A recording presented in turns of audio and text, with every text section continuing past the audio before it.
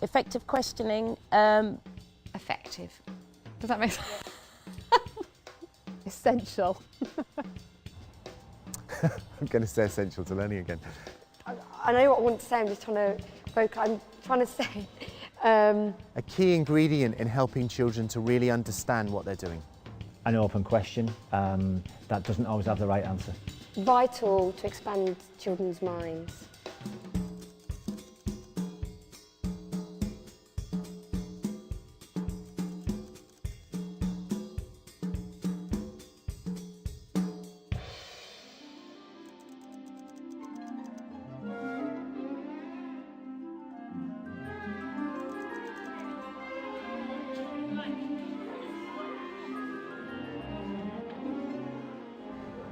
Are all answers acceptable? Yes, they are. Absolutely. Yeah, I think so, because even when you get a wrong answer, it gives you an insight into what it is that the child hasn't understood. My exception would be maths, where not all answers are acceptable, because if you get it wrong, it is very wrong. You know, you could have a child that is finding it very, very hard to contribute in a class, and the fact that contribution is being made, that's massive progress, so it needs to be applauded. I find the only answers that aren't acceptable are those that just prove they haven't listened to anything that's gone on in the class. Are they focused on the questioning I'm asking, or have they just brought in something from somewhere where they're daydreaming of somewhere else? The answer that a child has given you is in response to the question that you have given. So if you don't like the answer, it may well be that you haven't asked the correct question. I've just got an eccentric bunch of children.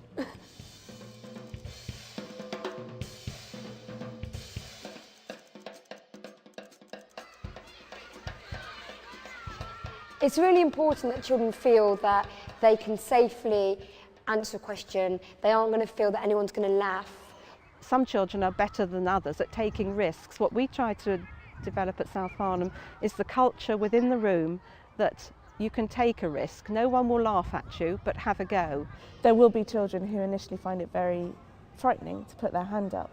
So quite a good idea is to get them to talk it through with someone else first. I mean, the main strategy is saying well done when their first response, whether it's right or not quite right, is well done.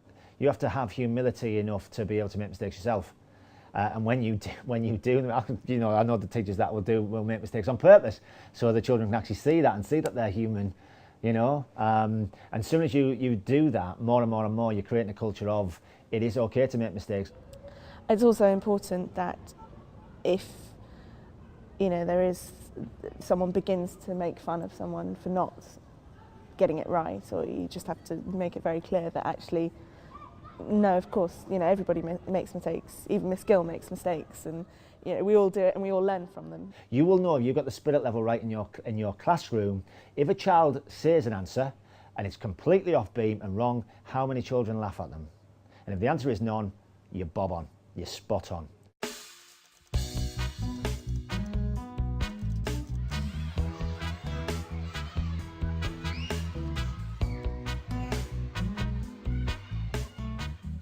Yes, I do differentiate when I ask questions. Differentiation's the cornerstone of all good teaching. Knowing your class really, really well in the first instance, and then when you're planning, you may choose to plan specific questions for certain children. Particularly in maths, you can very finely tune who you ask the question to. And that's the skill of the teacher, being able to direct the questioning and direct appropriate questioning with all the different styles of questions that you can ask. I think that's the thing, to make children feel comfortable about contributing to whatever you're doing. I don't think there's such a thing as a question that a child can't answer. You have to manipulate the environment so that they can.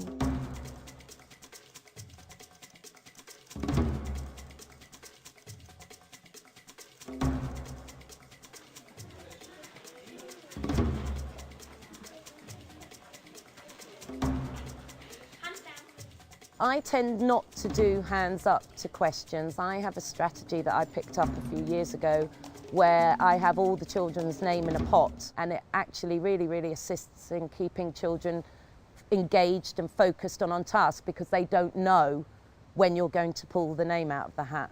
That's not to say that I don't cheat sometimes. The fact that a child will have their hand up, for me, shows that child's got confidence. Whether the question is right every time or whether it's wrong every single time. The children enjoy the excitement of putting their hands up, but there are also times when I will deliberately ask children whose hands aren't up. There's that very important point that you must have wait time. When you've asked the question, give the children time to think. While they're listening to the question, they twiddle their thumbs, and then they get sometimes 30 seconds to think about it. A tip somebody gave to me, another teacher, was sort of think, count in your head to 5 and then get a response. Then if they know the answer, they put their thumbs up. If they're not sure, they do that. And if they think they don't know the answer, they do that. Sometimes I'll do a sort of countdown, 3, 2, 1, and the children will give me a choral response. As a teacher, you can decide whether you ask the children who are confident with the answer, or whether you want to find out about who's feeling insecure and what they think, or if you want to find out about misconceptions, you could ask the children with their thumbs down to have a guess. And you do get those children that just want to please the teacher, and therefore their hand's constantly up, but that should be celebrated, because one time that child will get it right.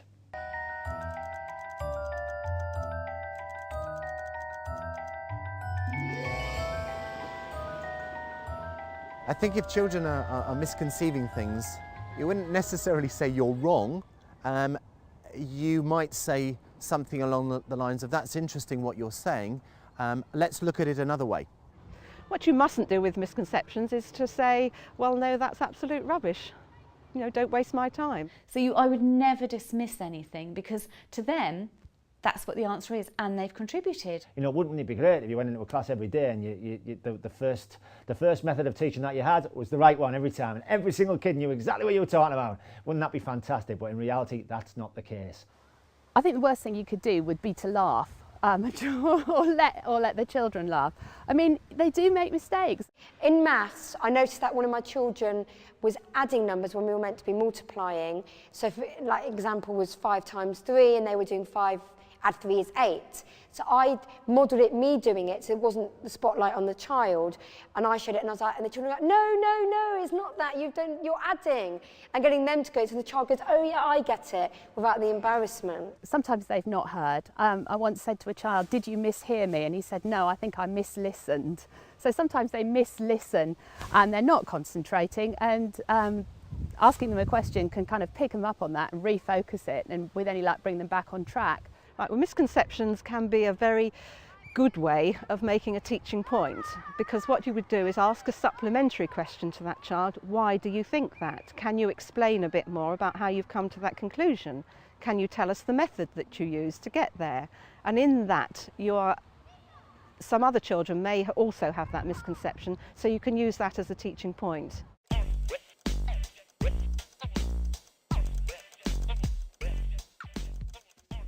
Well, closed questions, open questions. How did you do that? Why did that happen? Lower order questions, the higher order questions, everything in between. You have your rhetorical questions. The inferential questions, critical thinking questions. So what do you think, and why do you think, and how can you find out about? I'm out. I mean, some questions are just absolute recall of memory, like a times table fact. Sometimes you want children to really think, and you're trying to expand their thinking skills. If you just say, is 7 a prime number? The answer will be yes or no, and then you're still going to have to ask a supplementary question to find out whether it was a guess, whether there was a real understanding there. So you need to think carefully about how you question. I ask quite a lot of follow-up questions. So if a child puts their hand up, or I choose them and they give me an answer, I'll quite often say, what makes you think that? Or what gives you that idea? Or how did you work that out? I think really the way we're asking questions does boil down to the language we use. If you're asking what type questions, they're probably going to give you a straightforward answer. So what did you notice when this happened? If you're asking a why or a how type question, you are obviously wanting them to think more deeply about their answers and their response to it. How you phrase a question is everything. You have to be reflective as a teacher yourself. I know sometimes where I can say something and halfway through I'm thinking, I don't understand it myself. How can children understand this? Can you just give me the question again?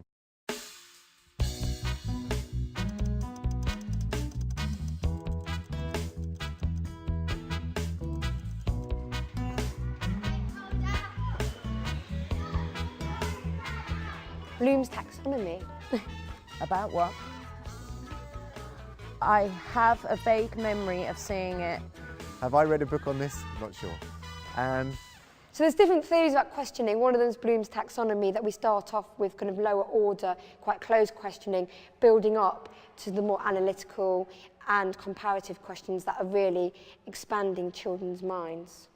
Much of the questioning that goes on in classrooms, research has shown, stays at the lower levels of this hierarchy of learning skills, stays within the knowledge and the comprehension band. In other words, the teacher imparts, the children go have understood and go and do something that hopefully shows they've understood. It does help to have started with the sort of lower order questions, the recall, to help them be secure in what they know and what they understand, and then to take them from there. You're probably asking them something like, what did you see happen? What answer did you get? And then you're going into how did you get that answer? Why did that happen? And then scaffolding them up to more analytical, longer answers where they've got to contrast, compare, analyse, and really challenging their thinking. You can often move them on into more challenging areas by prompting them or giving them an alternative, or saying, playing devil's advocate, saying something that you know they don't believe and forcing them to contradict you. But it's really key to keep asking those questions. If we want good thinkers and learners, we need to ask the second and the third questions.